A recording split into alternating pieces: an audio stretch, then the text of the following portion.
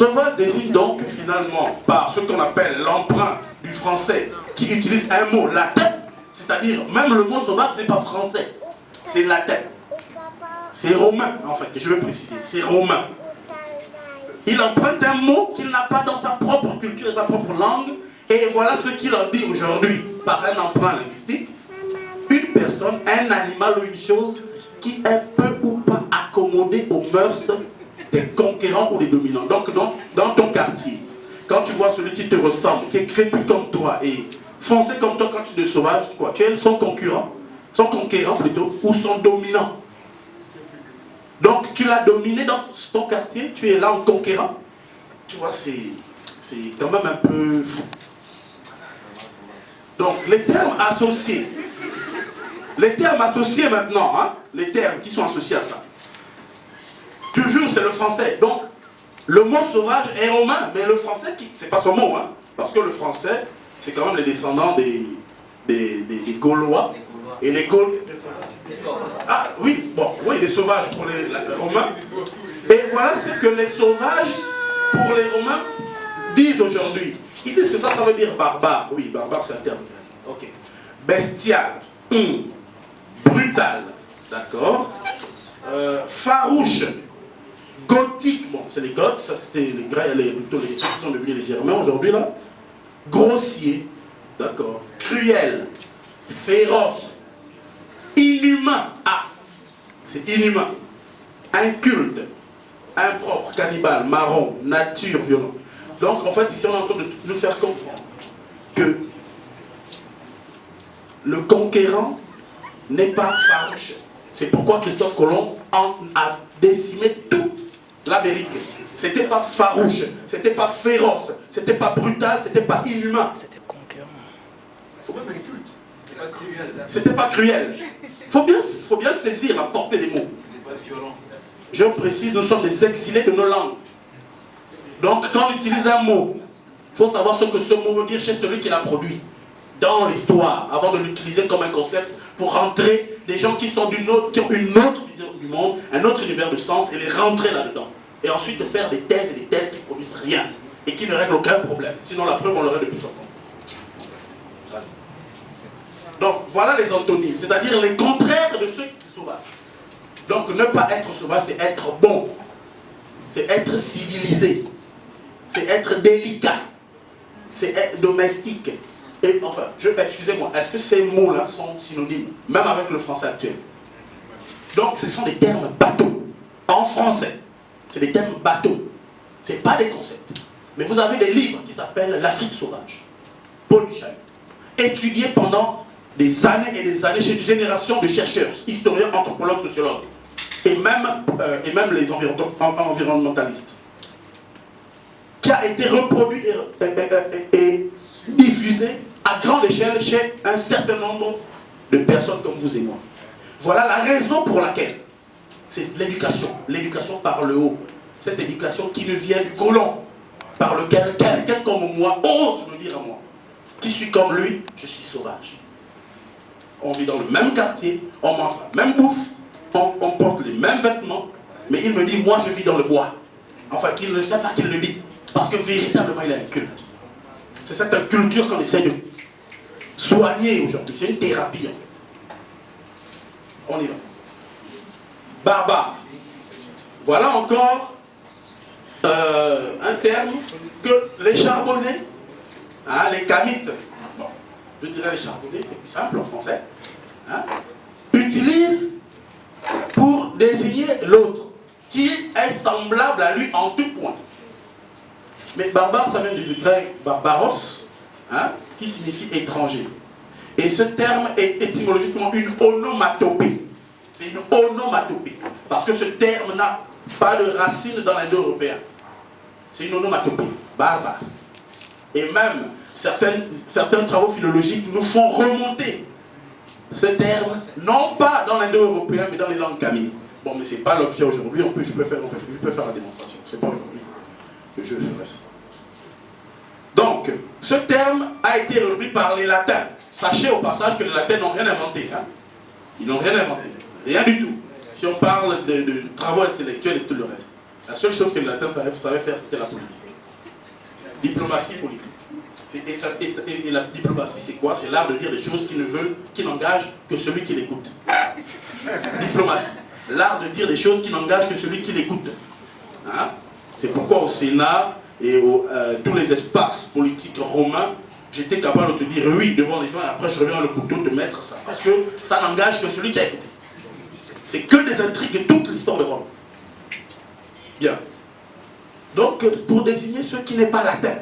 Donc, barbarus, c'est pour dire ce qui n'est pas latin. Hein? Et plus tard, ce qui n'est pas civilisé, parce qu'ils se considéraient, dans leur vision du monde, comme le centre de l'univers et de la condition humaine la plus aboutie. Voilà. C'est ça, les Romains. Hein? Bien. Les synonymes sont atroce, brutal, cruel, dur, féroce, grossier, inhumain, inculte, sauvage. Ah, sauvage est revenu. Hein? Sanguinaire. Donc, ce qui est barbare, ce n'est plus ce qui est étranger, c'est devenu ça. Dans la langue française, parce que le latin et la cité, c'est pas civilisé. C'est-à-dire, c'est pas ce qui vit dans la cité romaine, civis. Hein? Voilà. Cette désignation fut associée dans l'Antiquité encore à des peuples voisins de l'Empire romain. Les peuples voisins de l'Empire romain, on n'a pas dit les peuples bassins, on n'a pas dit les peuples tékés, les peuples zoulous, on a dit les peuples voisins de l'Empire romain. Donc la circonscription, encore géographique, est dans l'idée même que véhicule le mot. Moi je ne sais pas, je ne suis pas vandale ou éru, je ne suis pas gothique, mais pourquoi tu me dis sauvage? Bien. Et puis les antonymes, c'est toi. Vous voyez? Charitable. Charitable a quelque chose à voir avec l'environnement géographique. Charitable.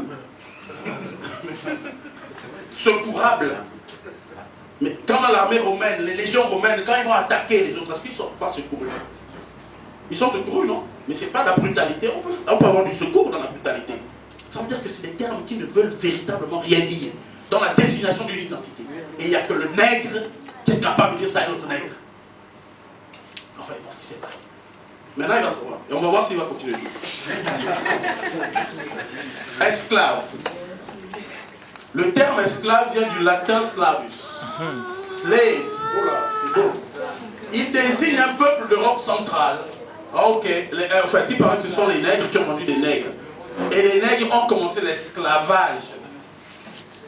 Esclavage, ça vient, en fait, voilà.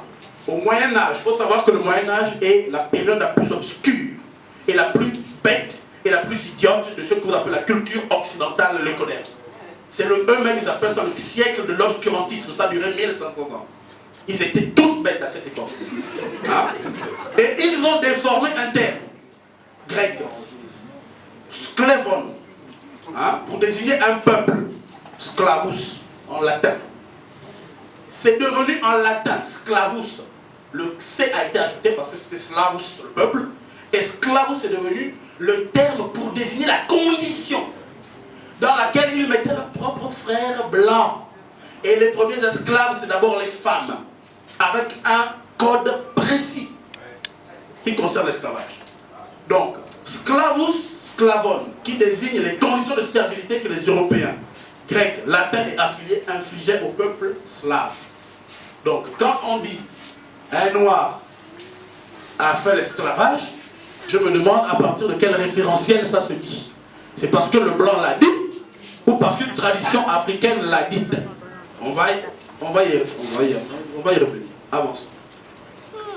Définition. Esclave signifie dans le langage actuel toute personne asservie, assujettie, captive, servile, etc. En outre, c'est donc une condition inhérente à un système organisé. C'est-à-dire qu'il n'y a pas d'esclavage sans système organisé. Bon. Mais tout système organisé, donc il y a des conditions, il y a des critères à partir desquels on peut dire que là il y a l'esclavage. Alors, l'esclave n'a pas de libre arbitre. Il n'est pas autodéterminé. Vous avez entendu l'histoire de Kunta Kinte.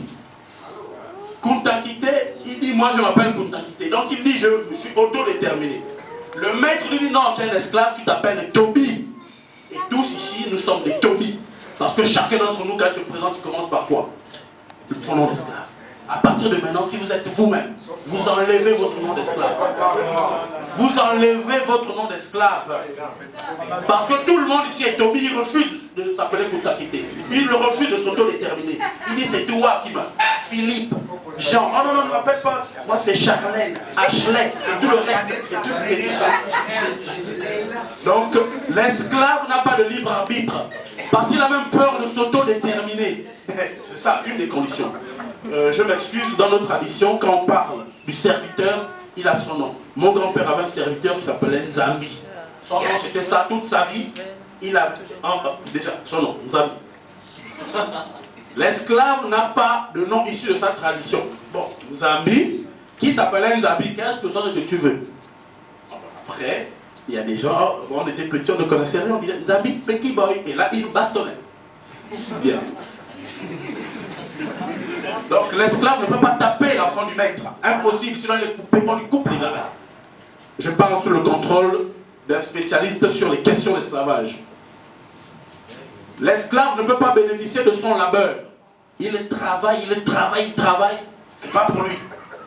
Nzambi Étienne, quand il va faire la chasse pour mon grand-père, il a sa part. Oui, Nzambi Étienne, parce qu'il a été baptisé par les comment on appelle? Les yabéistes. Voilà, les catholiques.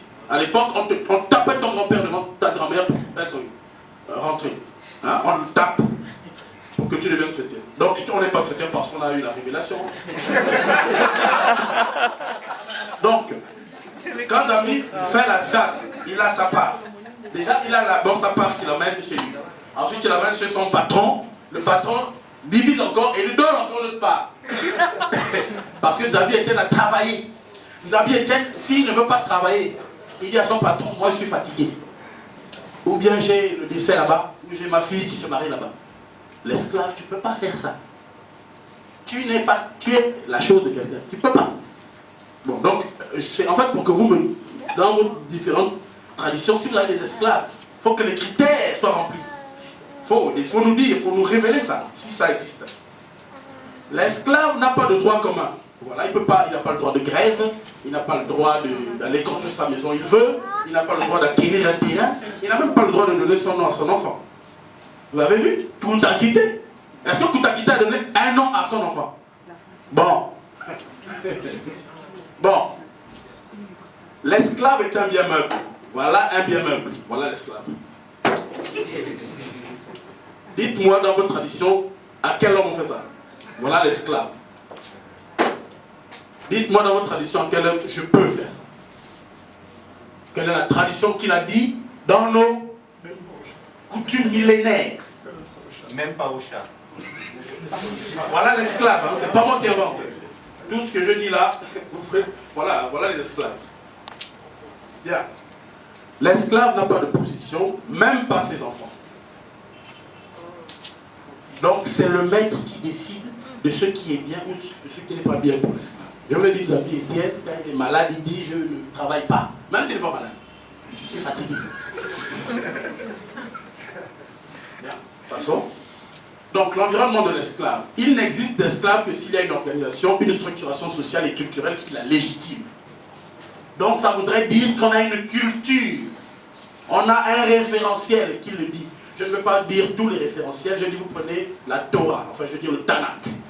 Vous prenez la Bible, vous prenez le Coran, vous prenez le Code d'Hammurabi, vous prenez tout ça, c'est des codes, c'est des textes où l'esclavage, le référentiel esclave est attesté avec ces critères.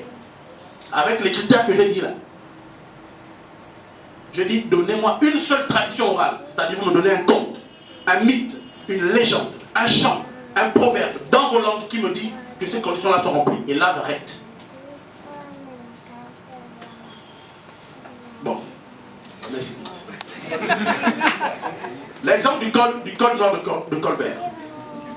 Ministre des Finances du roi de France Louis XIV, à l'article 44, vous dit ça clairement. Déclarant les esclaves êtres meubles. Voilà ce que nous disons de nous, parce que ça a été dit par quelqu'un. Et vous n'arrivez même pas à justifier ça. Mais on va faire beaucoup de clauses inutile. Passons. Donc les conséquences, bon. L'esclavage existe à l'époque antique, oui. Les codes d'Hammurabi, je vous ai dit, tous les codes là, dedans là, c'est en foison. Ça foisonne.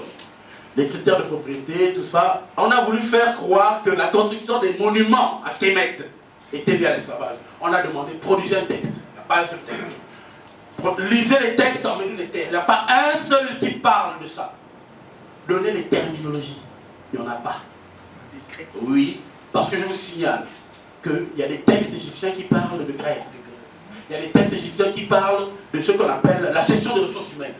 Voilà un texte qui dit tel monsieur n'est pas venu travailler aujourd'hui parce qu'il est allé presser. Voilà le motif. Je ne suis pas venu travailler parce qu'il y avait le mariage de ma fille, je suis allé presser la faire fermenter la bière. Ce n'est pas les raisons qu'on a aujourd'hui pour ne pas aller travailler. Bon, de donner l'esclave.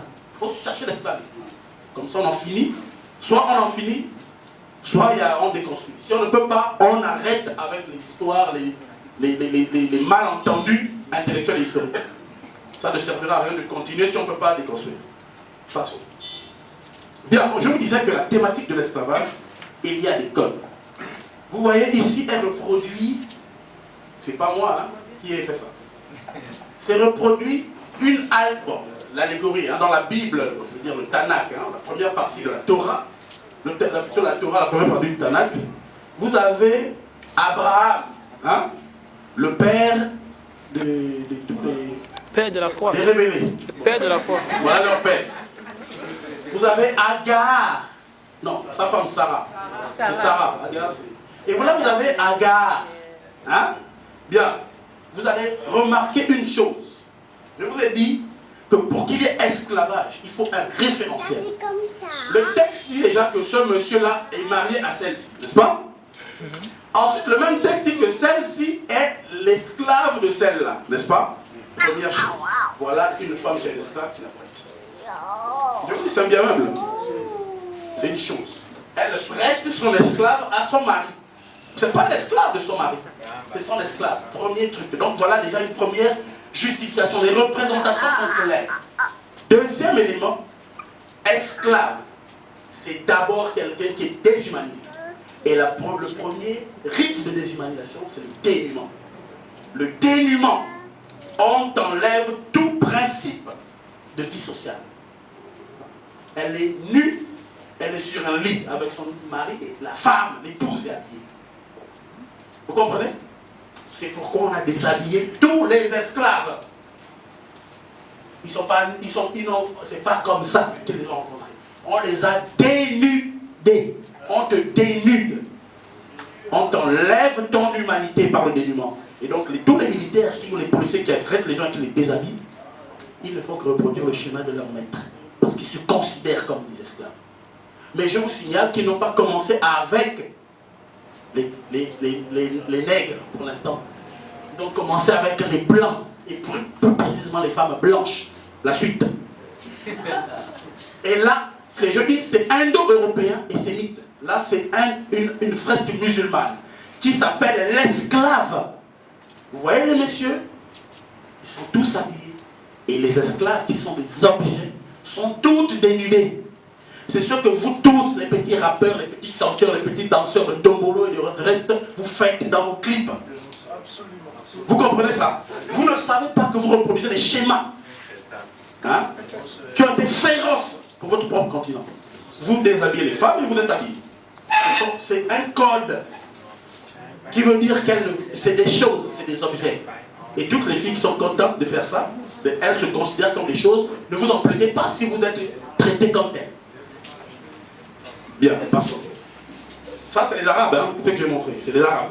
Donc, vous comprenez, musulmans, chrétiens, tout le reste, c'est la même chose. Voilà.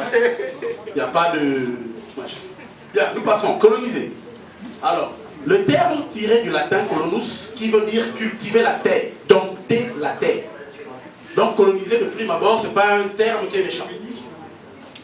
Le terme colonisé dans le langage courant est pris pour un adjectif qualificatif dans un sens et des fois comme un substantif, qui signifie avoir été sous le joug colonialiste. Mais coloniser veut dire occuper un espace. Parce que c'est dompter la terre. J'arrive, là, il n'y a personne, Dieu, j'ai colonisé cet endroit. C'est ce terme-là, c'est dans ce sens-là que les Grecs utilisaient le terme qu'ils ont inventé. Pour dire que les Égyptiens sont en vérité une colonie venue d'Éthiopie, entre griffes sur le Soudan, menée par Osiris. Quand ils disent ça, ça veut dire que c'est les types qui sont quittés du Soudan et ils ont marché, il n'y avait personne là, ils sont allés s'asseoir en Égypte. Voilà. C'est ce que Hérodote dit. Donc, maintenant, ce terme, je vous dis, il faut voir aussi comment c'est les Français encore qui vont prendre un mot qui n'existe pas, enfin, c'est pas leur mot. Ils vont prendre un mot chez les autres et ils leur donnent un sens, ils leur donnent une charge idéologique. Voilà, c'est ça le mot. Coloniser a donné colonialisme. Maintenant, le colonialisme, les ismes, il faut toujours faire attention avec vos ismes que vous utilisez tout le temps. Le isme, ce suffixe-là. Voilà. Le colonialisme est la forme péjorative de la colonisation. Ça, c'est pas moi qui dis, c'est le dictionnaire contemporain. Donc, eux-mêmes, ils reconnaissent que c'est péjoratif. Quand c'est péjoratif en français, je préfère dire ce qui est mauvais. C'est ce qui est mauvais. Bien. Bon, qu'est-ce qu'être colonisé? Être colonisé, c'est le fait d'être sous la domination étrangère. Donc, ça voudrait dire que, quand je dis sauvage à mon frère, ce que j'estime être là en conquérant.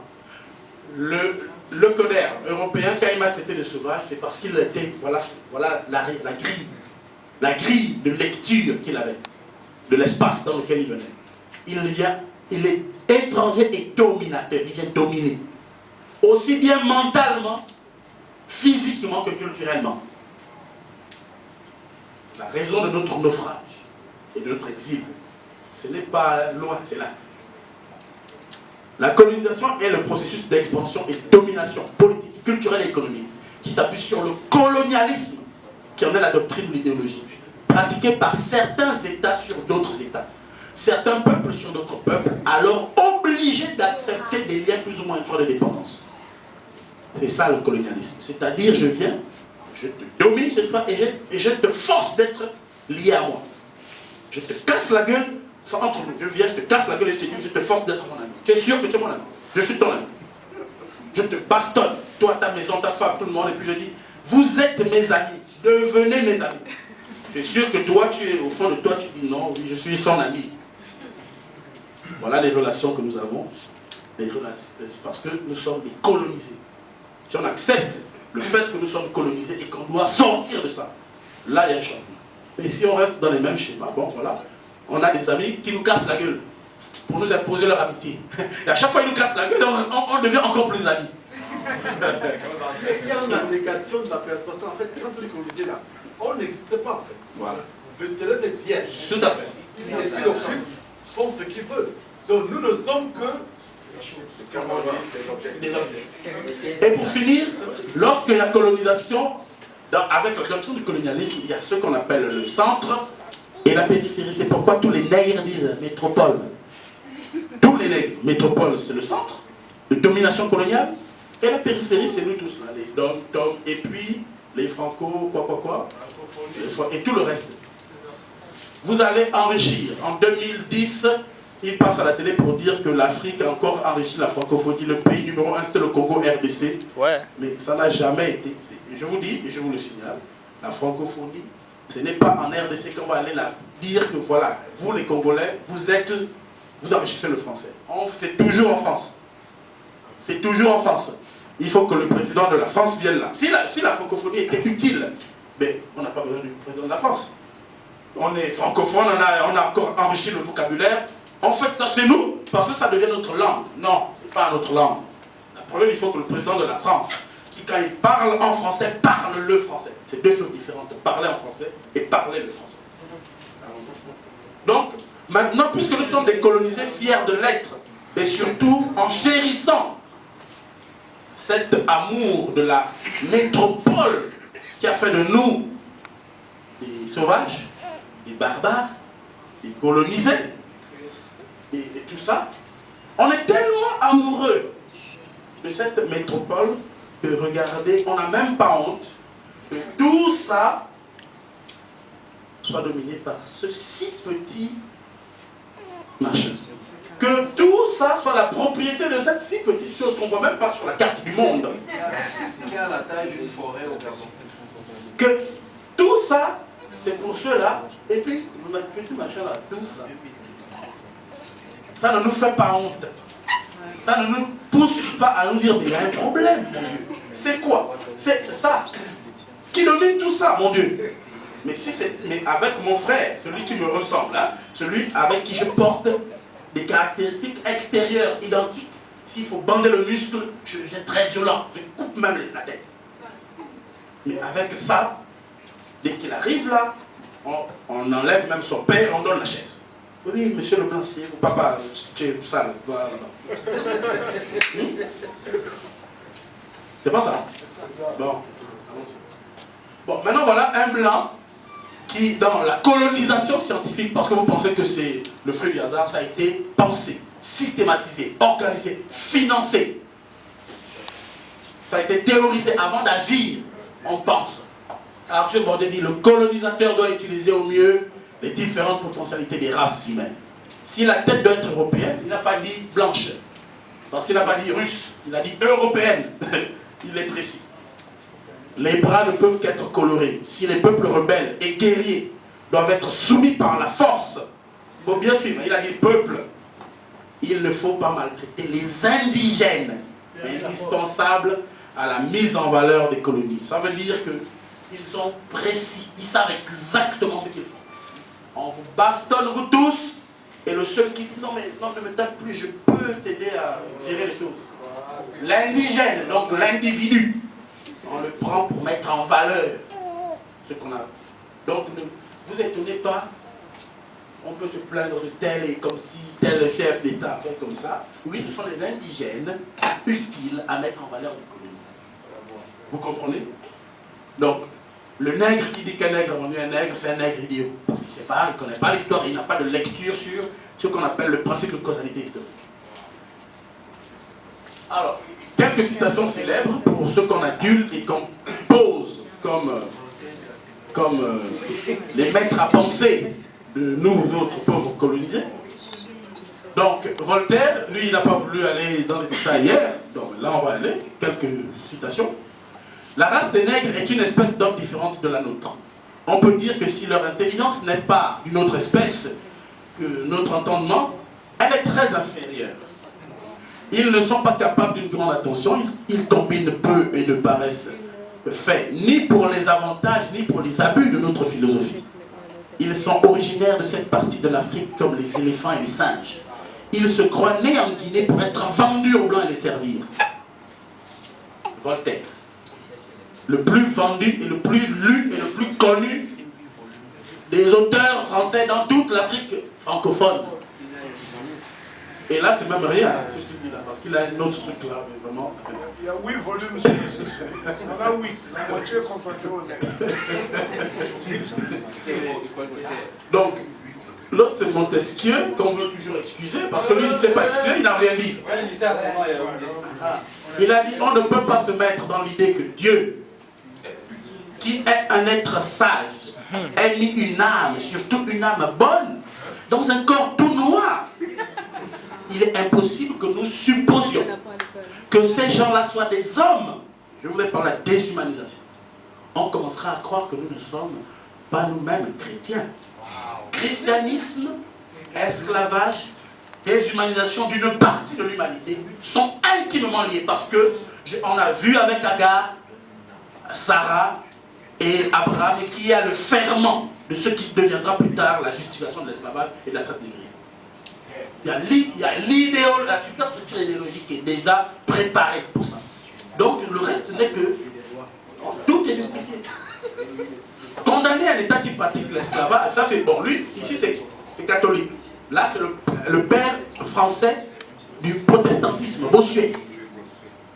Condamner un État qui pratique l'esclavage, donc ça fait pour les églises éveillées, hein, si on a quelques-uns, ce serait condamner le Saint-Esprit qui ordonne aux esclaves par la bouche de Saint Paul de demeurer dans leur état et n'oblige point les maîtres à les affranchir. C'est pas moi qui le dis, c'est un protestant qui s'appuie sur quoi? La Bible.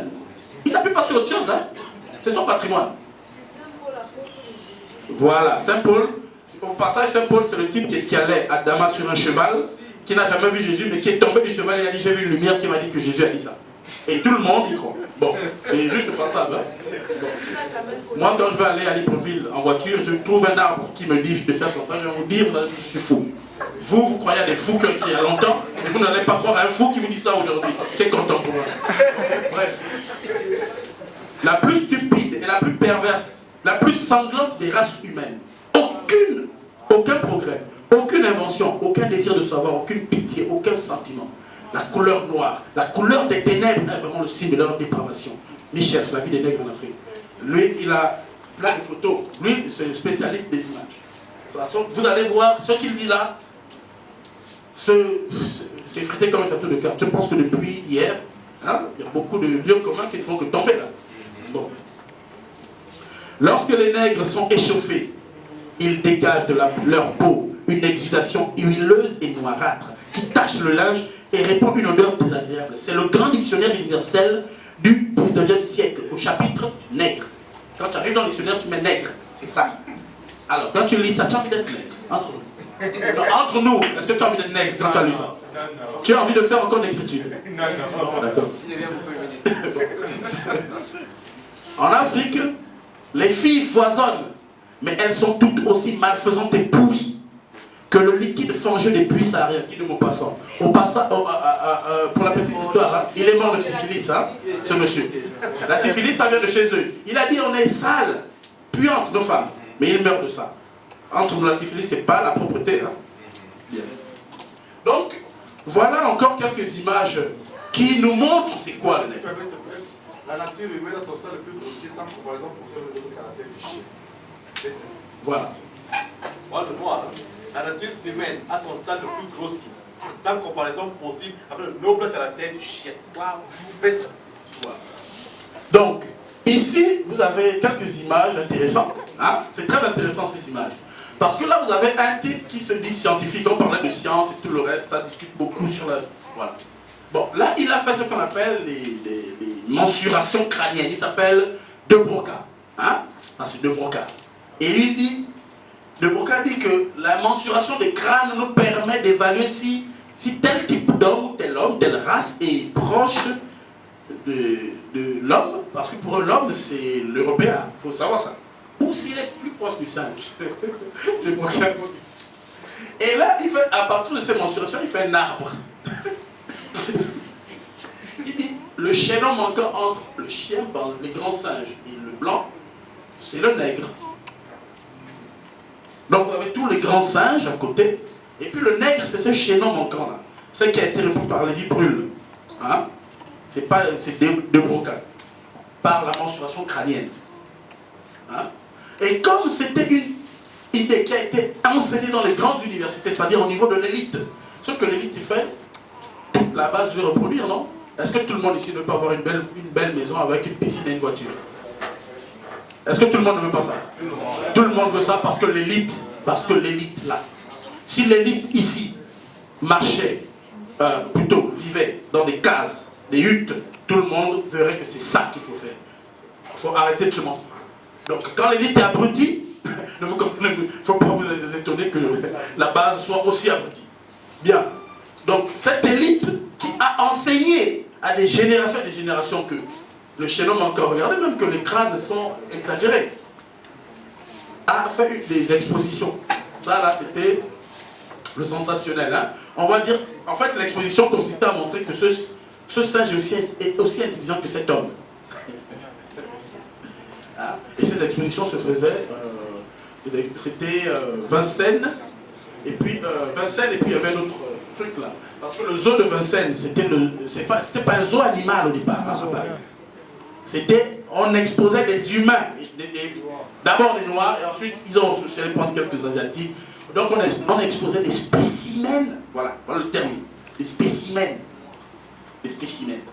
C'est marqué sur le singe, curieuse progéniture du nègre du Borno, voilà. Représentant de l'espèce. Voilà. L'homme des bois de gymnaste. Attraction unique, sensationnelle. Sensationnelle. Et des millions de blancs, entre le 18e et le 19e siècle, payaient, faisaient des voyages. L'exposition universelle n'a pas commencé pour aller vous exposer les dernières trouvailles. Hein. C'était les nègres. C'était ça l'exposition universelle. Une parenthèse, en 2010, j'ai trouvé des villages du Cameroun reproduits dans un musée de Bergendal en Hollande. J'ai des images où on a pris des Camerounais exposés. Moi, j'ai filmé, j'ai ça ici. Donc, il faudra régler vos comptes avec vos dirigeants. Tout à fait. 2010. Non, non, pas encore, c'est pas encore. 2010, j'ai les images là tout de suite. Cette image-ci, c'est justement, quand il parle de reproduction de village, ça n'a pas commencé en 2010, ça a commencé il y a longtemps. Ils venaient rasier les gens, ils les emmenaient, ils reproduisaient un certain nombre, d'éléments de leur environnement et payaient des artistes pour jouer le singe, c'est-à-dire tout ce que dans l'imaginaire véhiculé pendant des siècles aux petits blancs, donc on leur faisait jouer. Et ces gens-là jouaient. Ça, c'est le drapeau français. La photo, là, c'est en couleur, c'est le drapeau français. Et là, c'est la scène. Donc, on rencontrait des villages. Et les gens venaient, ils vont au musée, ils payent, ils regardent. Ça faisait rentrer beaucoup d'argent. Donc, après la traite négrière, la traite n'était toujours pas finie. Elle a juste pris d'autres formes. Et là, la dernière, là, c'est au Congo, hein, en 1904.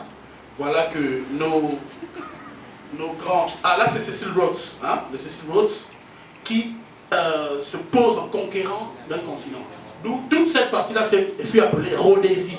Voilà un homme qui vient d'ailleurs, et puis tout un pays, il y a des gens qui vivent, qui organisent, il dit, bon, ça s'appelle Rhodésie. C'est moi le chef. Et il y a ce qu'on appelle l'Institut Cecil Rhodes, en Angleterre, qui est l'Institut qui donne le plus d'argent dans tout ce qu'il disait, la fouille archéologique, machin, musée et tout le reste. Pourquoi? Pourquoi? Pour déposséder ce qu'il a conquis. Vous comprenez? Donc il continue de se faire de l'argent, du pouvoir à travers ça. Et là, il nous montre bien, le bout de tambour, hein, il a tenu là. Hein? Bien. Et là, c'est au Congo. Bonne année 1900. Donc nos grands, nos sauveurs, ceux qui nous ont sortis des caches et sexes, hein, comme on le dit souvent, des caches sexes, de la sauvagerie, de la barbarie, de quoi. Ils sont tellement, ils sont philanthropes, humanistes, amis et amoureux de, je ne sais pas, de notre bien-être, qu'ils sont venus peindre sur des enfants qu'on a fait travailler et ensuite qu'on a dénudé. Bonne année 1904. Je vous pose la question. On est en 2013 de l'ère occidentale. Toute cette salle, nous avons la chance de gagner à une super loterie. Et chacun d'entre nous a 10 milliards de CFA. Et que nous disons, pour notre amour de l'humanité, la France a 1 million de pauvres déclarés aujourd'hui. On ne peut pas laisser ça. Nous avons assez d'argent. Nous allons en France, ils sont 1 million de pauvres. On dit, on prend chacun d'entre nous 1 milliard. On va régler la situation de cette pauvreté à la seule condition, monsieur l'État français. Permettez-nous que tous ces pauvres-là nous donnent chacun un enfant. On les déshabille en pleine place, Vendôme ou je ne sais pas où, et on écrit sur eux « Bonne année 2012 » et remercier ces Africains riches. Vous êtes sûr que la France acceptera? Répondez sérieusement. Pourquoi faites semblant? Non. Bon, ça là. D'accord, les nègres qui acceptent ça. Et qui trouvent des excuses à la colonisation nous a fait ça. Le même principe n'est pas accepté là-bas. Pourquoi s'accepter ici? Pourquoi ce sera accepté? Pourquoi on continue d'accepter? Pourquoi on va excuser? Donnez-moi une véritable raison. Il n'y en a pas. Bon, Africain. Bon, Africa est un terme latin. Emprunté au latin africanus depuis les gouvernements de Cicéron des Republica Liber Primus, c'est-à-dire lors de la guerre attique. Cicéron, c'est Cicéron qui est un empereur romain et historien qui a qualifié Hérodote de père de l'histoire. Le blanc qui n'est pas du tout. Oui. C'était un écrivain. Mais à l'époque de César et de Pompée. Non, Cicéron a été empereur. Non, je suis sûr de ce que je dis. C'est un écrivain. Je suis latiniste. C'est un écrivain. Cicéron, avocat aussi. Cicéron. Bon, c'est pas grave. D'accord. C'est pas lui. Moyen-Âge, le terme Africa, on le retrouve dans la chanson de Roland, hein? les chansons de gestes du Moyen-Âge. C'est plutôt en plus 1100. Nous sommes dans le contexte de l'Europe des ténèbres. Donc, comprenez, hein? Voilà, c'est écrit comme ça avec un latin qui n'est pas tout à fait latin. Parce que c'est un peu le pidgin du latin. Hein? Ce qui a donné le français qu'on parle. C'est-à-dire vraiment la déformation du latin qui a donné le français, qu'on magnifie. Il dit Africa, c'est celui qui est venu d'Afrique. Cicéron a dit Africa en premier. Et eux ils disent Africa, c'est celui qui vient d'Afrique. Je précise juste que Roland c'est la période la plus belle. Hein? Bon. Cicéron, voilà un peu la tête qu'il avait. Hein? Ouais, il était consul. Oui, pas empereur, consul. Oui, on passe. Bon, voilà le terme, plutôt le texte duquel c'est tiré. Hein? C'est le nom d'un général. Publius Africanus.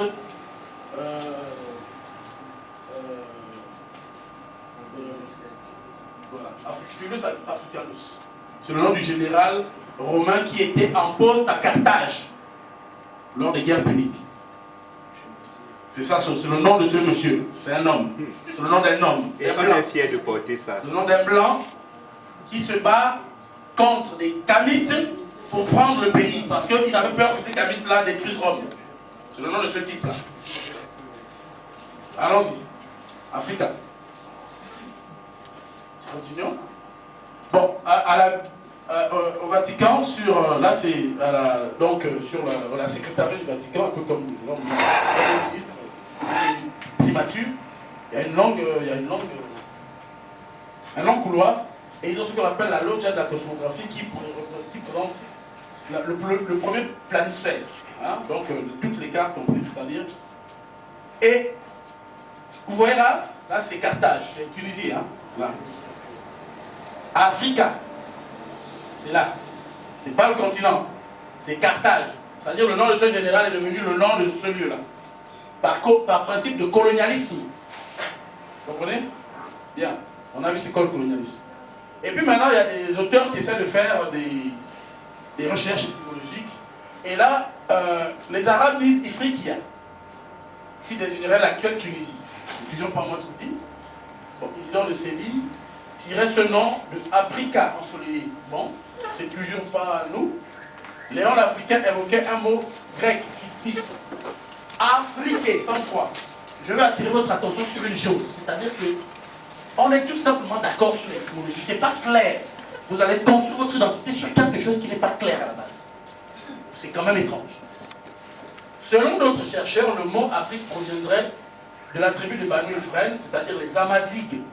Hein? Donc il faut il faudra c'est. En fait, en gros, les Berbères. Berbères blancs, je précise. Donc, on ne sait pas clairement c'est qui, c'est quoi. Ce dont on est sûr, c'est le nom d'un général romain. Ce dont on est sûr, c'est une région qui n'est pas tout le continent, qu'on appelle Tunis. Ce dont on est sûr, c'est un étranger qui dit que c'est ça. Mais ce dont on n'est pas sûr, c'est que ça vient de quoi exactement. Comment allons-nous construire une identité qui nous rassemble sur cette base? Comment on fait? La preuve que ça n'a pas de pertinence, c'est que personne dans sa langue ne traduit Afrique. Personne dans sa langue ne peut dire c'est quoi africain. Personne ne peut aller au village et demander à un vieux, au fait, africain, tu sais quoi? Parce qu'il n'en a pas la représentation. Il n'a rien qui le connecte à ça, rien du tout. Les seules personnes qui parlent beaucoup d'Afrique, ce sont les plus occidentalisées à l'école occidentale. Plutôt les plus occidentales à l'école coloniale. Ils ont une vision de l'Afrique. Cette vision est construite par le colon. Donc, la relation entre autochtones du continent et le terme Afrique fut l'œuvre de savants médiévaux. On a déjà dit que le Moyen-Âge, c'était quoi? L'état le plus bête de l'intelligence occidentale. Ben oui, c'est-à-dire le fait qu'on ait lié Afrique aux autochtones, qu'on va encore pour l'instant appeler noirs de ce continent, ce sont les médiévaux, c'est pas les classiques. C'est-à-dire c'est pas l'Antiquité. C'est les médiévaux, c'est la période la plus bête de l'histoire occidentale. Oui, vous ne savez plus rien du tout. Et c'est, voilà, c'est dans le Grand Café, ils disent ça. Hein? D'où sont venus les enfants de Ketura. Ketura, c'est qui? Ketura, c'est la femme de Ismaël dans la Bible. Parce que la femme d'Ismaël est dite éthiopienne. Vous comprenez? Donc c'est encore une légende. Ce n'est pas un fait. C'est une légende qui pour eux disent Ismaël, fils d'Abraham. Vous comprenez que la base c'est toujours leur croyance. Ismaël, fils de Agar, l'égyptienne, fils de l'esclave Agar avec Abraham. Abraham, lui, c'est le vrai homme qui a fait un enfant avec une bâtarde, dont le fils est allé épouser une autre bâtarde. Enfin, une sauvage, un animal qu'on appelle Ketura.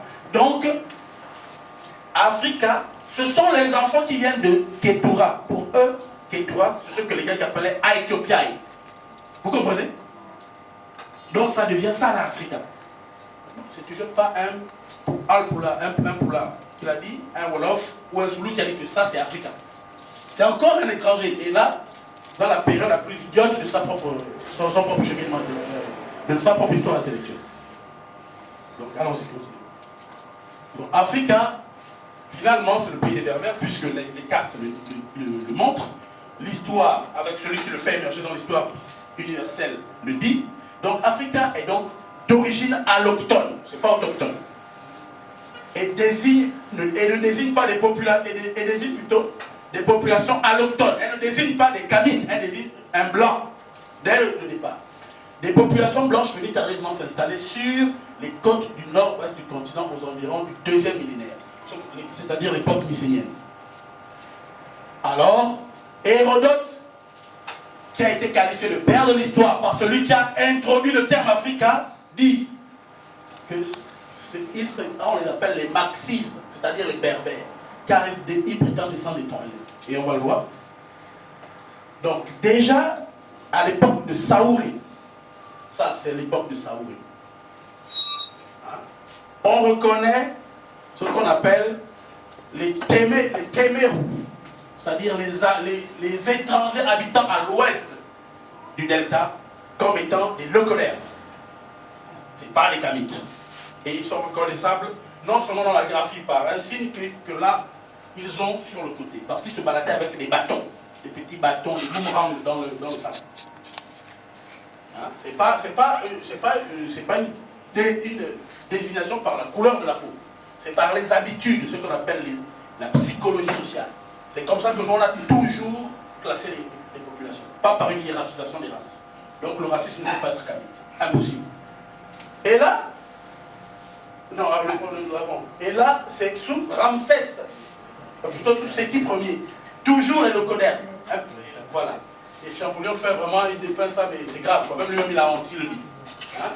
Donc ça n'a pas changé. Ils les ont toujours perçus comme ça. Ah, c'est les Kamites, hein, les ceux qu'on appelle les Égyptiens, qui voyaient, ils ont vu. Bien, ils l'ont représenté. Bon, vous avez Massinissa, hein, le fondateur du royaume de Numidie. Vous regardez le profil là, est-ce que c'est pas le profil hellénique? C'est pas Hélène ça? Bon, voilà les ancêtres de ceux qu'on appelle les Berbères. C'est pas des Arabes. C'est pas des Kamites. C'est bien des locolaires. Saint-Augustin, pareil. Voilà les Africains. C'est eux là qu'on appelait Africains. Leur propre gens dit Africains. C'est sur eux. Leurs propres gens devenus bêtes ont commencé à dire bon, c'est un pays, ils ne savaient pas. Juste ils étaient bêtes. Bon, maintenant, nous on sait. On sait aujourd'hui. On fait quoi? On prend une décision. Passons. Donc, représentation coloniale de l'Afrique en image. Après avoir fait tout ça, dans le paradigme qui a créé le terme Africa, qui a évolué tout le reste, voilà l'Européen. Il part du singe et il a une perspective. L'Europe, c'est l'homme, le bureaucrate, il fabrique tout ça bien. Bon, le japonais, l'asiatique, il part du singe et puis tac, il saute même les étapes. C'est Robocop et tout le reste. Lui, c'est technologie quoi. Bon, vous restez Africa. En fait, quand ils ont créé Africa, ils l'ont fait catégorique quand ils l'ont inventé. C'est pour que vous n'ayez aucune perspective. Vous n'avez pas d'issue. Et il n'y a que les Africains qui disent que l'Afrique est morte. L'Afrique n'a pas d'avenir. L'Afrique, et si l'Afrique refusait le développement, et si l'Afrique est ceci, cela, l'Afrique c'est sale, les Africains sont ceci, et tout le reste. Il n'y a que les Africains qui disent ça des Africains. Parce qu'en vérité, quand ils ont conçu cette catégorie de sens, dans l'univers de sens qu'ils ont construit, c'est parce qu'elle était destinée à ne pas avoir d'issue dans leur schéma qu'ils vous ont inculqué. Vous êtes éduqués dans ce schéma. Et quel que soit ce que vous allez faire avec l'Afrique, vous n'allez pas vous en sortir. Parce que c'est l'Afrique. L'Afrique a été fabriquée avant vous. C'est Cicéron qui l'a dit. C'est pas vous. Donc c'est clair. Donc voilà. Voilà l'Afrique. À la télé européenne, voilà. L'Afrique, c'est des enfants qui ont les ventres ballonnés, qui souffrent de faim, les prostituées, les gens qui sont prêts à tuer leurs frères pour un rien et tout le reste. C'est ça l'Afrique. Voilà. Ça a été conçu pour vous un univers de sens, des images préparées pour que vous soyez de bons amis. Bien. On va passer à nègre. Il y a aussi nous-mêmes, on est nègres. Ah, négro, moi je suis un nigger, tout le reste, tout ça, ça c'est bien. Bon, nègre est tiré du portugais, hein, lui-même tiré du latin Niger, hein, désigne ceux qui appartiennent à la race noire, esclaves noirs, habitants de l'Afrique noire. Nègre. Donc, pour les latins, bon, on va venir. Donc, les synonymes de nègre, voilà, c'est pas moi, c'est un dictionnaire. Là, j'ai pris dans un dictionnaire, ça s'appelle le dictionnaire contemporain des synonymes, daté de 2002. Bamboula, voilà nègre. Quand tu dis nègre, tu es un bamboula, tu es un esclave. On a vu c'est quoi esclave. Personne n'a pu dire ici qu'il vous introduire un justificatif culturel d'esclave. Ben, mais on dit quand même qu'on est ça. Homme de couleur, voilà. Marron, bourricot, mulâtre, noir, négrillon, négrerie, traître, travailleur. Esclave. Oui. Tout à fait. Donc, maintenant quelques expressions qui viennent avec le terme nègre. Travailler comme un nègre, c'est faire un travail pénible. C'est ça, travailler comme un nègre. Voilà des... Maintenant, si tu travailles comme un blanc, c'est quel travail? Bon, c'est pas pénible, alors que tu travailles. Traiter comme un nègre, battre, maltraiter, traitement dégradant, sans dignité. J'ai au passage des femmes qui étaient dénudées, qui étaient arabes et blanches, c'est avec une dignité.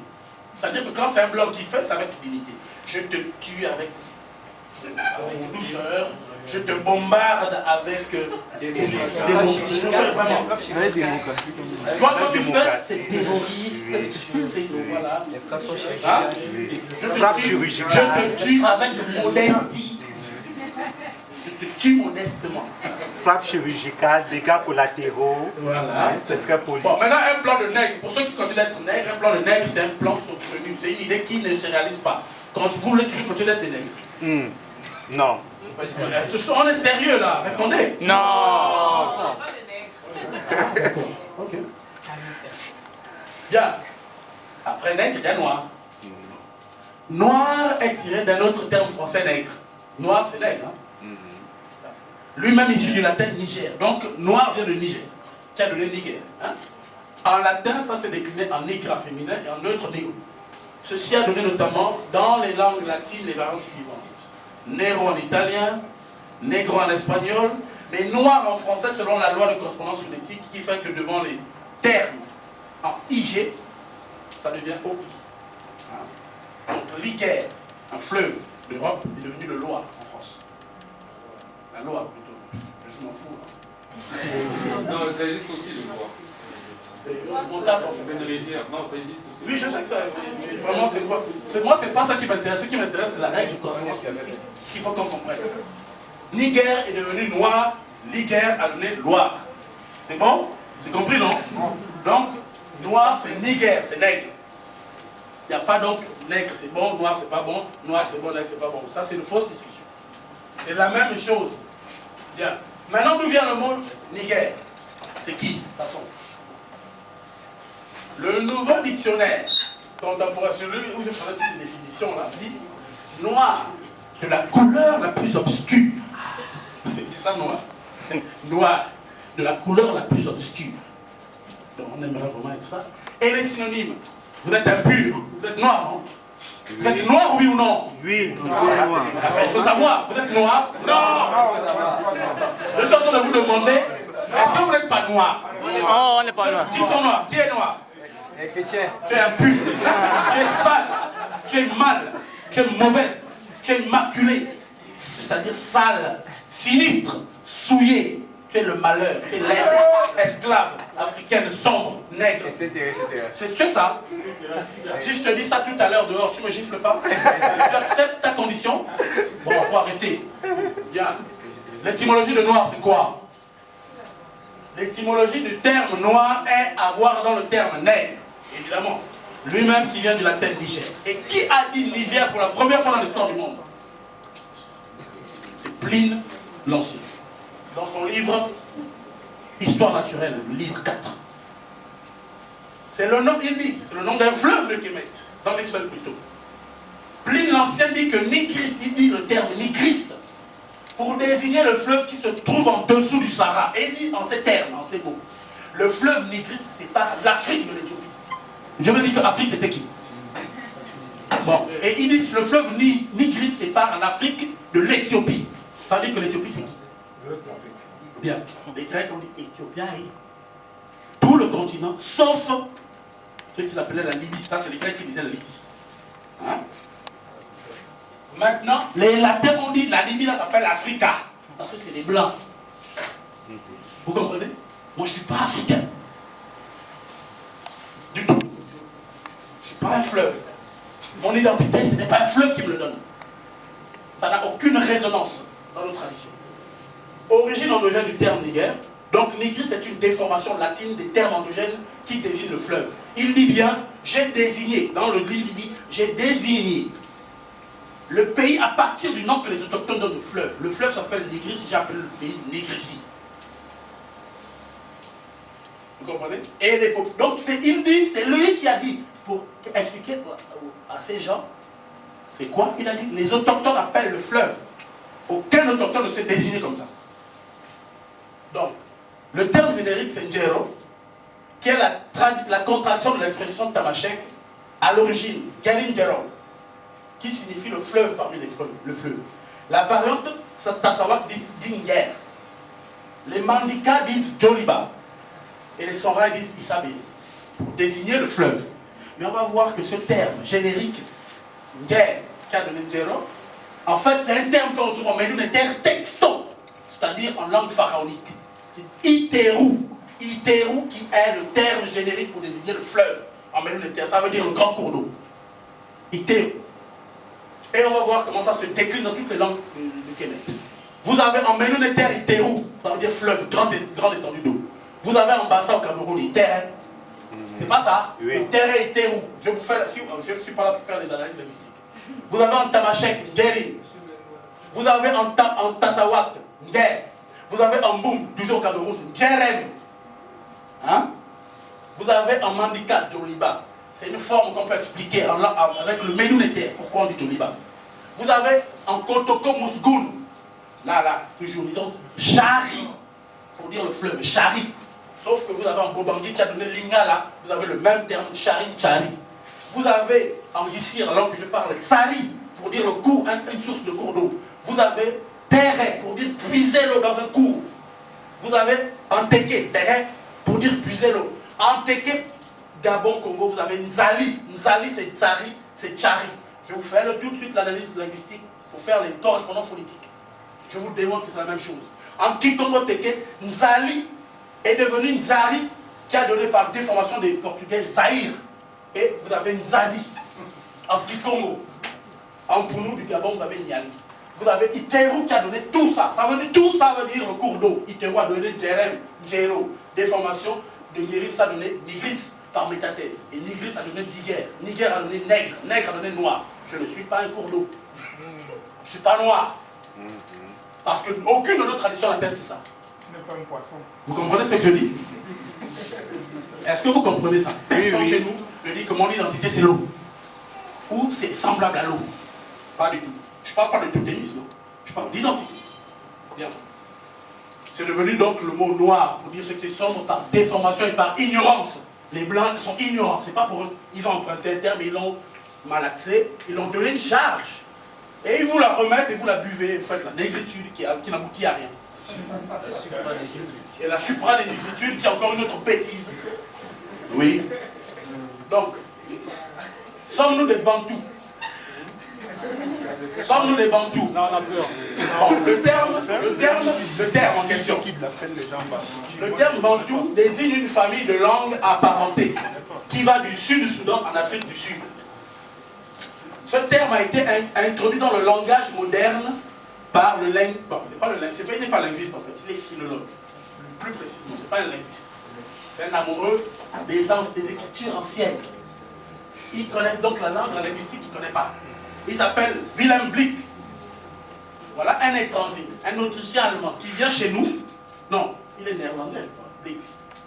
Qui vient chez nous et il dit bon, les Bantous, ça c'est du Bantou. Et puis il part. Et nous on reprend. Nous sommes les Bantous au cœur.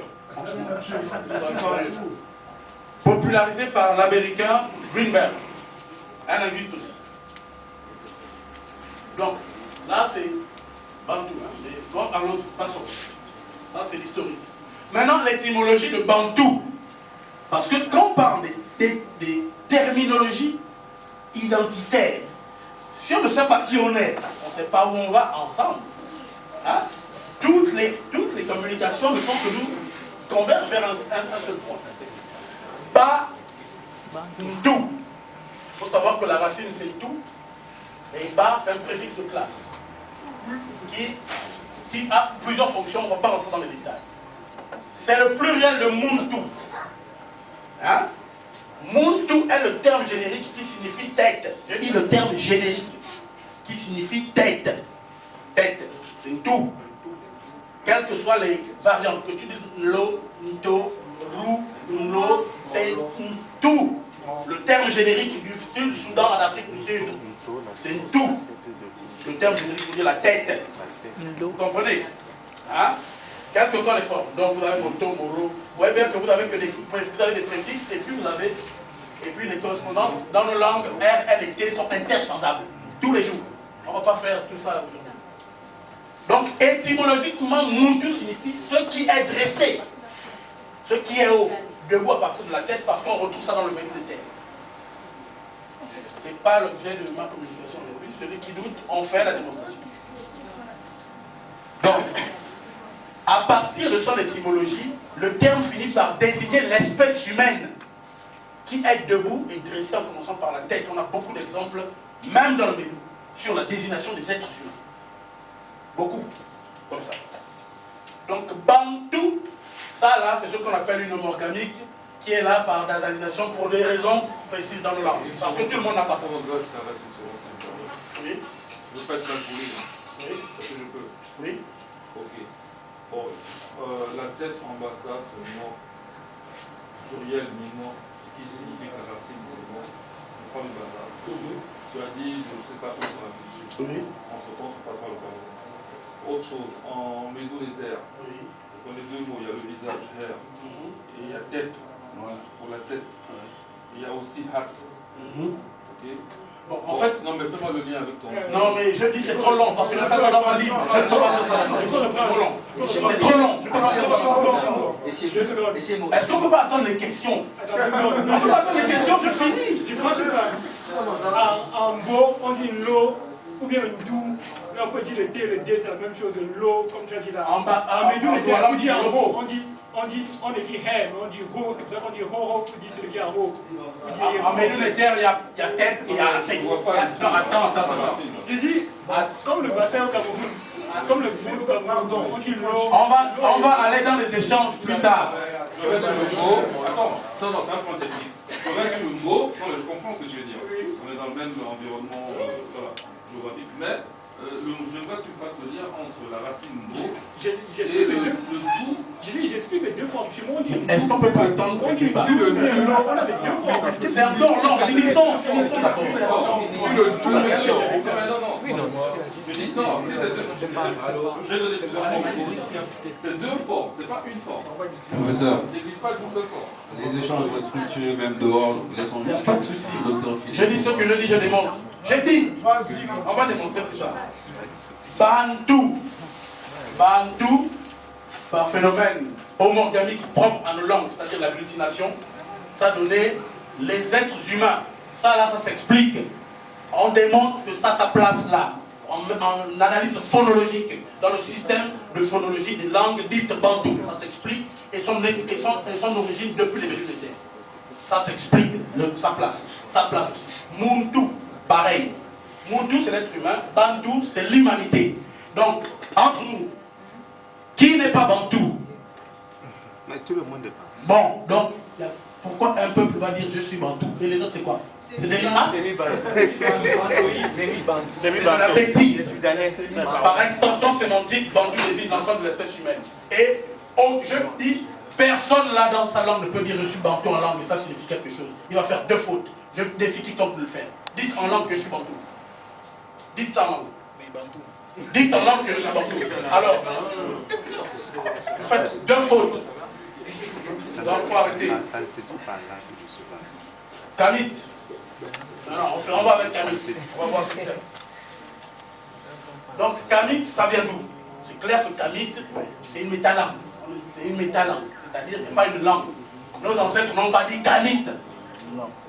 On a décidé de dire ça comme ça pour l'instant, parce que le système de vocalisation n'est pas encore parfait, et on ne s'est pas encore tous accordés. Mais Kamit, ça vient de Kem, ce bout de charbon de bois. Voilà. Et là, vous allez voir d'où vient Kamit.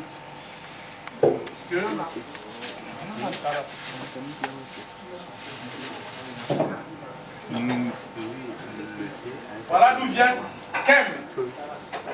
Kem. Kem, c'est ça. Voilà. Vous voyez Kem? Voilà Kem. On prononce, donc Kemet, là c'est Kem, M, l'homme, la femme, c'est-à-dire les deux genres de l'humanité qui constituent l'humanité au pluriel ou dans l'ensemble. Ça veut dire, donc, en Mélunétaire, hein, la technique pour lire facilement les Mélunétaires, c'est de regarder le déterminatif, tu as déjà le sens, et puis après, si tu sais prononcer, tu prononces. Ça te dit l'homme et la femme dans leur ensemble, qui sont identiques, c'est une relation d'identité. Identique au charbon. Donc, en français, je ne dirais pas noir, je dirais charbonné. Si je suis cohérent avec le système de pensée française, ce qui est comme ceci est, c'est un causatif. Charbonné, hein, dans les cohérents. Donc, prononcer Kamit ou Kémit, parce que les voyelles là ne sont pas là. Donc, on met les voyelles qu'on a ou qu'on peut. Ils sont identiques à ça, dans ce qu'on appelle l'identité phénotypique. Donc on les a cuits. Voilà. Ils sont charbonnés.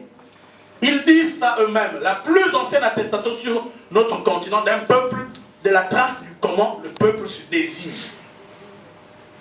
Et enfin, ici, toujours avec la même chose, Kemet, c'est toujours le bout de charbon de bois. La chouette, c'est Kem. La désinence du féminin avec le T, pour dire que c'est féminin, parce que dans les règles, dans l'univers de sens, c'est pas les qui se traduit dans les règles de grammaire, la collectivité est toujours considérée comme féminin. Un homme, 1000 femmes, on va dire elles étaient. 1000 femmes, une femme, 1000 hommes, tu diras toujours elles étaient. C'est leur univers de sens. Donc la collectivité est considérée au féminin, avec ce qu'on appelle le déterminatif de la zone agglomérée ou l'espace aggloméré du pays. Si, je vais parler de civis, pour dire civilisation, n'est-ce pas? Civilisation, ça veut dire civis latin, ça veut dire la cité. L'espace aggloméré, ça veut dire la civilisation des gens qui sont semblables au charbon. Civilisation, le terme c'est Newton, en Mélunétaire. Vous comprenez? Donc c'est l'espace, ça c'est tout l'espace aggloméré par des gens semblables au charbon de bois. Cet espace aggloméré, les Grecs ont appelé ça Éthiopia, n'est-ce pas? Donc il faut savoir que Kemet, ce n'est pas l'Égypte. D'abord, un papyrus le dit, puisqu'il y a 3 grandes régions. Mais les gens charbonnés ne commencent pas en Égypte. Ils étaient conscients de cela. C'est pourquoi ils ont une manière de désigner les populations. Bon, on va revenir là-dessus. Si tu peux me rappeler vraiment quand c'est la totalité là, s'il te plaît. Finalement, parce que si le charbon, tu as la forge, oui. tu as la nourriture. Tout à fait. Donc c'est la civilisation qui se dégage. Tout à fait, c'est la civilisation. Donc, étymologie. Kem, Kam, Et là, c'est ce que Charles Antadeur dit, que je cite d'abord, avec tous, comme il a dit, Kamit, c'est moi qui ai mis. Lui a dit noir. Il a dit noir, charbon. Moi, personnellement, j'ai enlevé noir. J'ai dit charbon, charbonné. Point.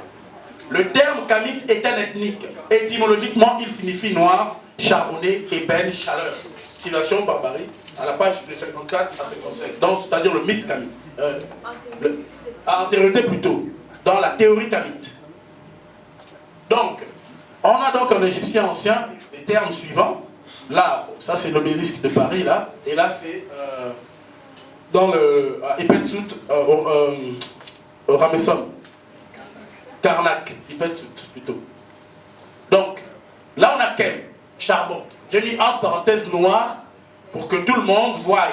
Mais pour quelqu'un qui a suivi et qui a compris ce qu'on a dit aujourd'hui, il va enlever ça pour se désigner.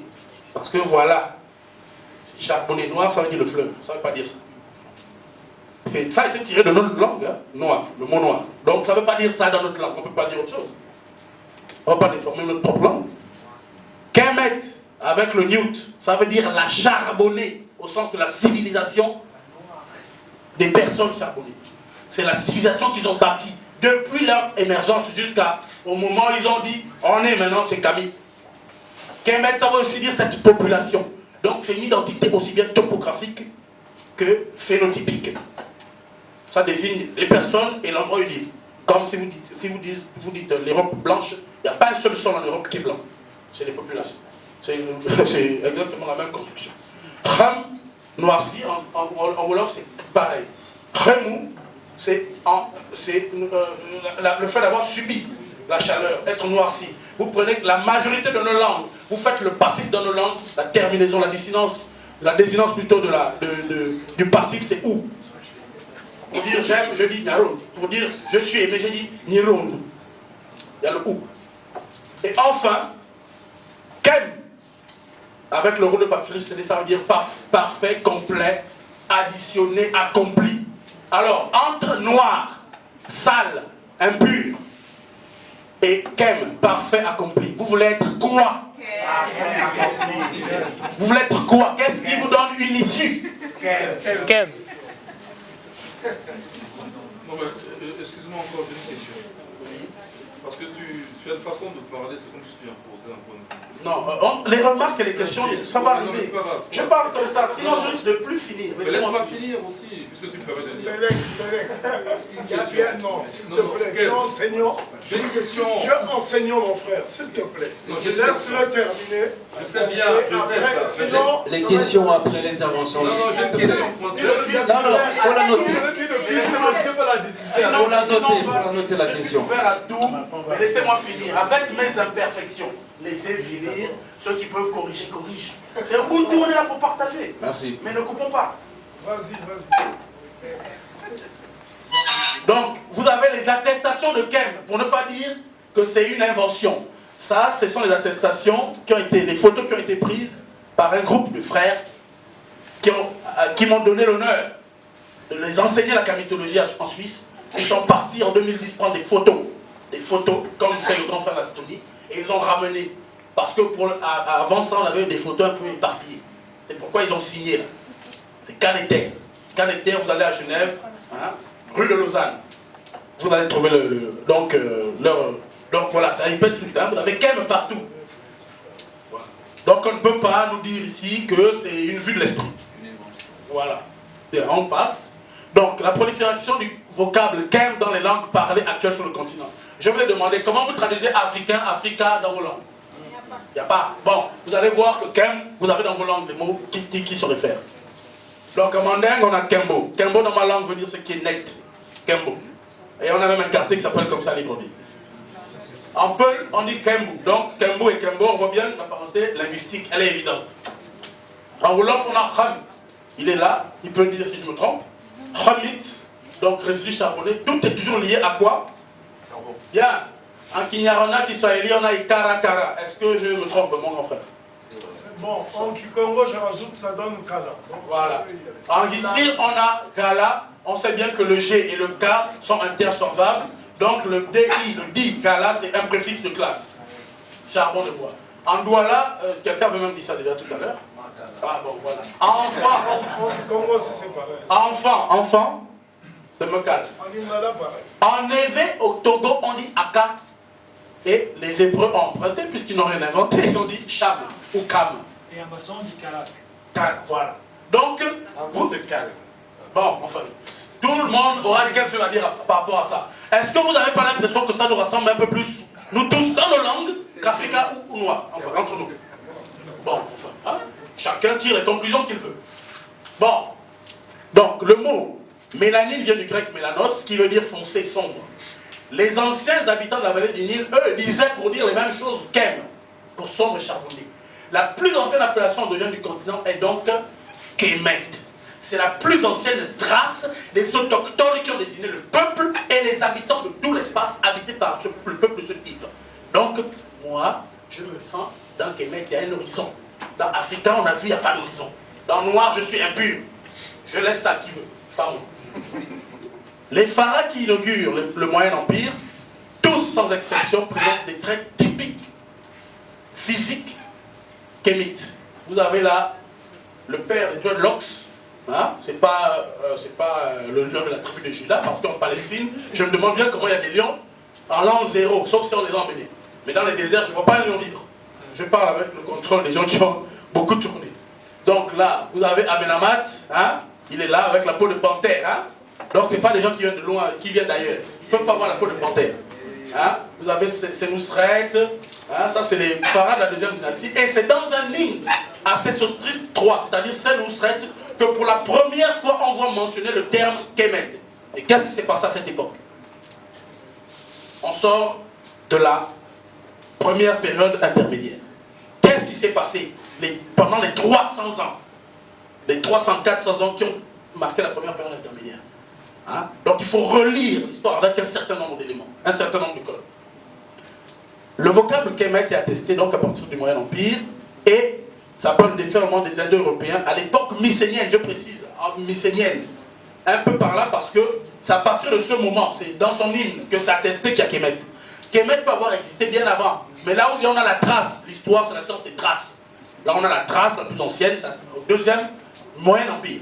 La naissance du Moyen Empire, 12e dynastie. Vous comprenez? On est en moins de 1050 avant Jésus-Christ.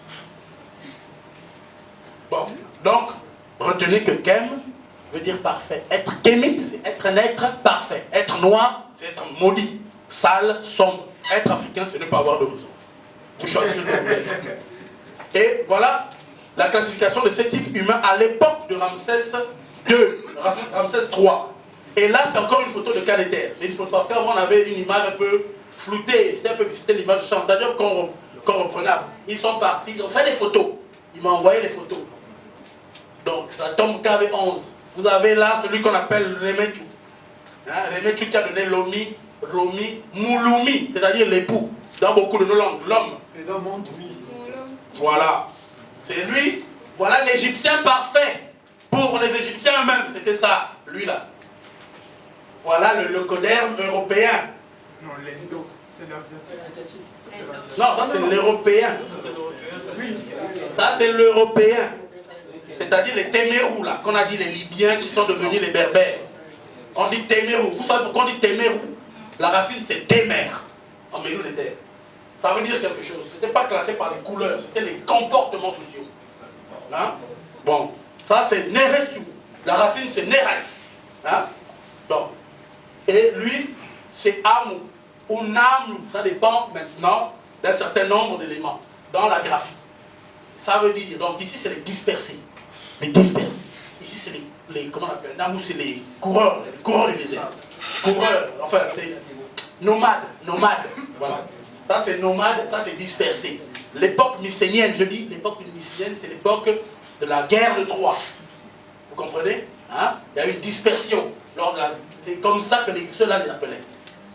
Et vous regardez ceux qu'on appelle les Égyptiens qui ne se sont jamais appelés comme ça, et ceux qu'on appelle les Éthiopiens qui ne se sont jamais appelés comme ça, c'est-à-dire le reste des Noirs du continent, ils sont parentés génétiquement, phénotypiquement, chevelurement, esthétiquement, tout ce que vous voulez, et ils ont la peau de panthère. Donc, pour quelqu'un qui est lucide, qui sait voir et qui ne... C'est dit, c'est fait. On prend et on fonce. Et après, à se poser des questions. C'est des fausses questions qu'on se posera après. Donc ça, c'est l'Epsus qui reprend encore. Il prend le Remetu, il prend le Néré, ce qu'on appelle l'Éthiopien, donc l'Égyptien, l'Éthiopien. Il prend l'Éthiopien ici qui est en habit de guerrier, là c'est en habit de noble. C'est pareil. Enfin, on veut quoi d'autre? Ça tombe sous le sens, je vois. On continue. Là, vous avez les Égyptiens représentés par les Égyptiens. Vous avez les Éthiopiens représentés par les mêmes Égyptiens. Vous voyez les nobles, comment ils sont vêtus. On veut seulement nous faire croire que, voilà, ceux qui sont torse nus, ce sont des guerriers. Vous avez déjà fait ici un jour. Vous ne serez jamais habillé, on ne va pas vous mettre la peau de panthère. Vous restez avec ce qu'on appelle les ribari, torse nu, avec un peggy, donc une sacoche, et vos trucs sur le côté. Ça, voilà, le Bouiti, on s'habille exactement comme ça. Donc, il faut arrêter de nous faire croire des conneries et tout le reste, parce que voilà. Allons-y. Donc, nous sommes historiquement et culturellement des Kamites ou Kémites, venant de la racine Kem, qui signifie charbonner, mais qui veut aussi dire parfait et complet. Être Kamite signifie avoir parcouru ce chemin de redécouverte de soi, de redécouverte de ses racines. Étant en accord avec nos ancêtres, nous prenons conscience des enjeux du monde actuel. On n'est pas dans la délectation du passé. On est dans la construction de l'avenir à partir d'une connaissance de ce que nous sommes dans le passé. Parce qu'un arbre sans racine est un arbre mort. Bien. Les témoignages des Grecs anciens sur la couleur foncée des Égyptiens.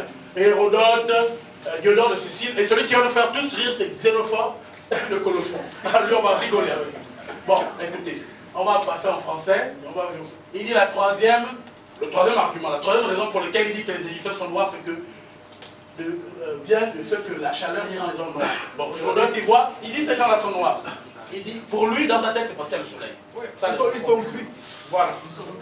Hérodote. Mais ensuite, il dit, je correcterai aussi sur deux indices. Le premier, c'est qu'ils sont noirs et qu'ils ont les cheveux crépus. Hein? Preuve assez équivoque parce qu'il dit qu'il n'y a pas que en Égypte qu'il y a ça. Hein? Il y a aussi d'autres peuples. C'est-à-dire, il parle des Éthiopiens, mais il parle aussi des Colchites. Il dit les Colchidiens, les Éthiopiens et les Égyptiens sont les seuls hommes qui se fassent circoncire de temps immémoriaux. Vous savez comment on dit circoncision l'Égyptien? Sop.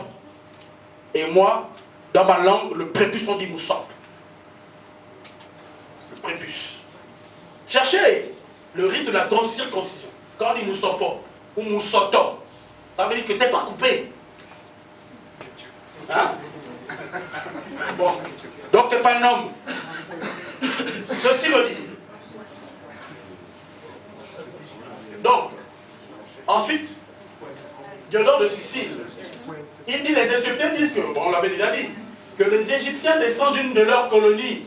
Donc, les Éthiopiens que vous avez vus, qui étaient noirs là, vêtus façon d'homme, c'est-à-dire les noirs du continent à l'intérieur, disent que ce qu'on appelle les Égyptiens, c'est une de leurs colonies au sens de conquérir une terre et la dompter, pas des hommes, mais une terre, parce que le mot vient de planter, hein, entretenir une plante, c'est ça.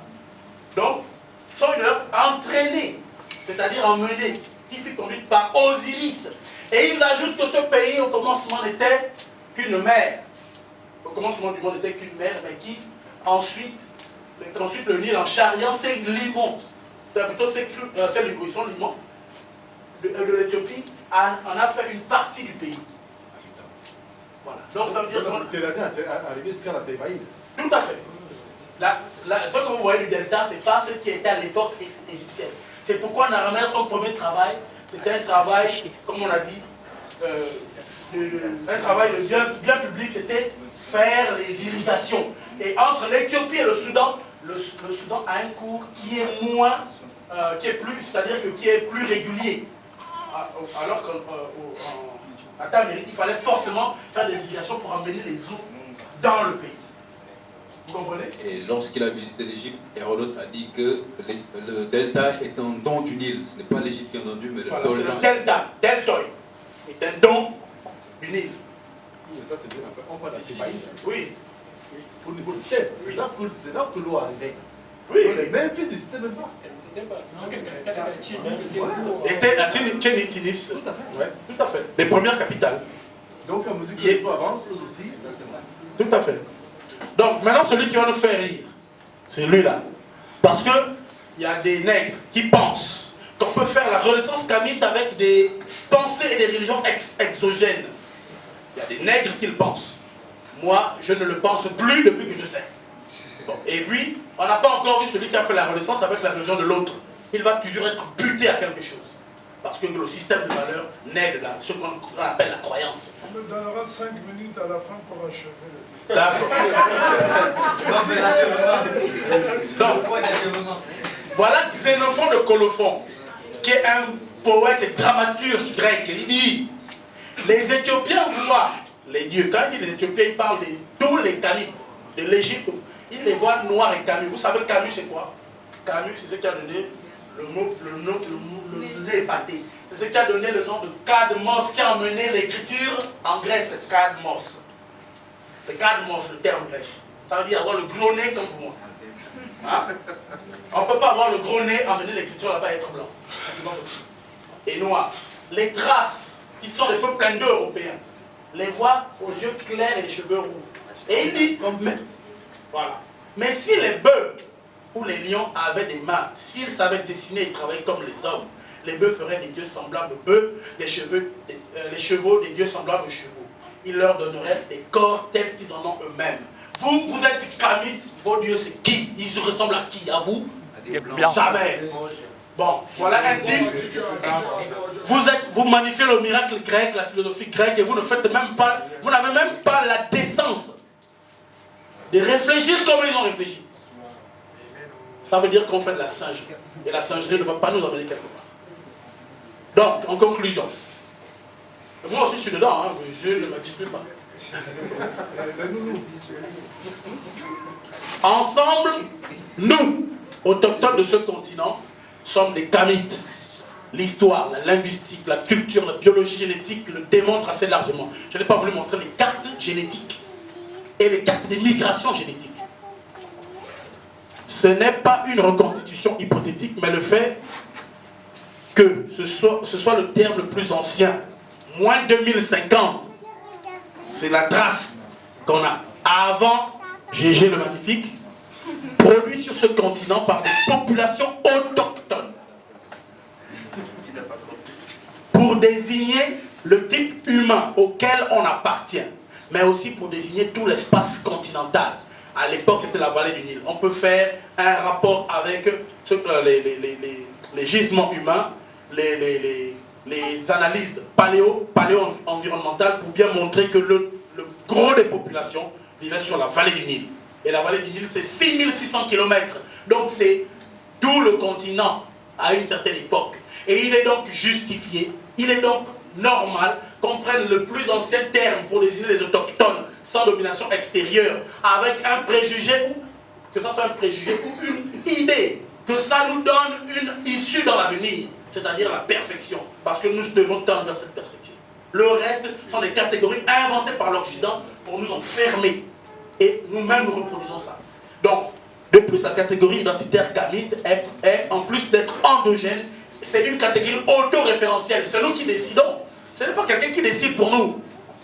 C'est une catégorie valorisante parce qu'elle ne fait pas de moi un saligo, elle ne fait pas de moi un type laid, elle ne fait pas de moi un type impur. Car elle fait référence à la perfection, contrairement aux catégories coloniales exogènes. Pour finir, cette catégorie identitaire n'exclut aucun natif descendant des peuples charbonnés, qu'ils soient dits nègres, africains, afro-descendants ou métis, car le référentiel ici est la tension que chacun d'entre nous a vers le charbon, parce que c'est la tension vers ça qui se nickel. Merci, j'en ai terminé.